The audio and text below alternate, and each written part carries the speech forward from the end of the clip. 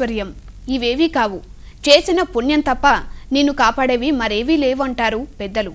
ఈ ప్రబోధాన్ని 100కి 100 పాళ్ళు విశ్వసించి ఆ పుణ్యం కోసం ఓ వైద్యుడు చేస్తున్న ప్రయత్నమే ఇప్పుడు మనం చూడబోతున్న ఈ కథనం.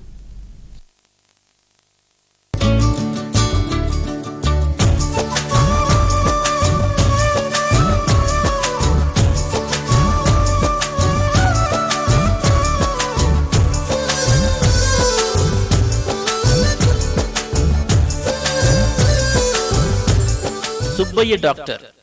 అనంతపురం జిల్లా తాడిపత్రి పట్టణంలో ఈ పేరు ఉచ్చరిస్తే చాలు పేదోళ్ల కళ్లల్లో వెలుగులు కనిపిస్తాయి.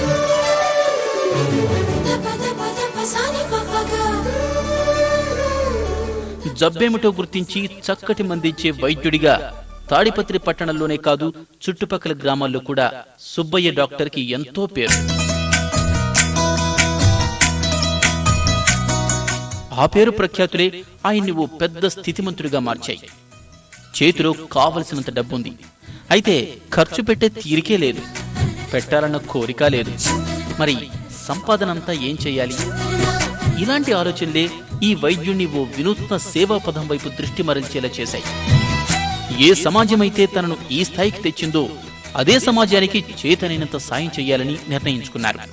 ఈ క్రమంలో విద్యాదానం ద్వారా తన నిర్ణయాన్ని అమల్లో పెట్టే పనిలో పడ్డారు.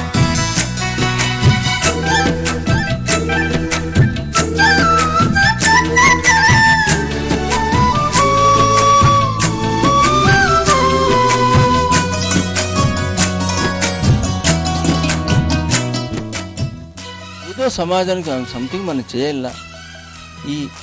ఈ లైఫ్ ఎప్పుడు ఉంటుందో తెలియదు, ఏమైతే తెలీదు. మనకు ఆదాయం ఎక్కువ లేకుండా అనవసరం ఖర్చు తగ్గించుకొని ఆ డబ్బుని ఈ విధంగా స్పెండ్ చేస్తారు. 4 లక్షలు 5 లక్షల కారు కొనొచ్చు, 60,000 రూపాయల కారు కొనొచ్చు. ఆ డబ్బును మనకు అవిలాసాలకు పోకుండా అనవసర ఖర్చులు పోకుండా ఆ డబ్బుని ఈ విధంగా సద్వినియోగం చేయాలని నాకు ఆలోచన కలిగింది.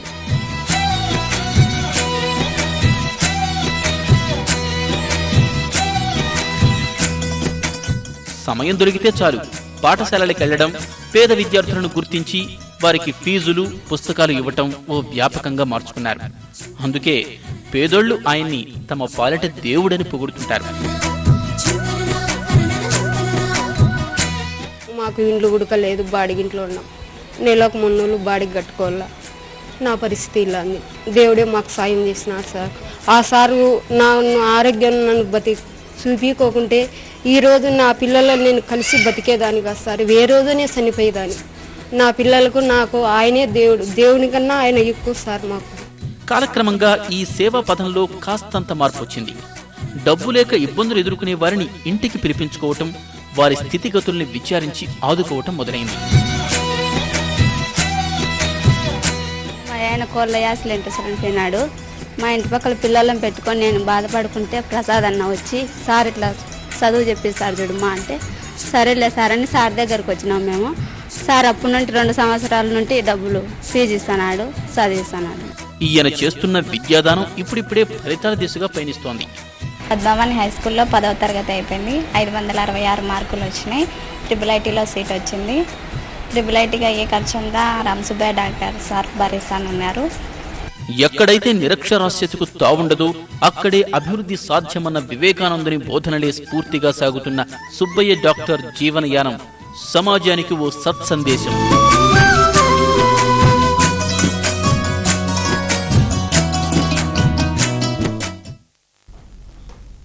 భారతీయ సంస్కృతిలో భాగమైన యోగా గురించి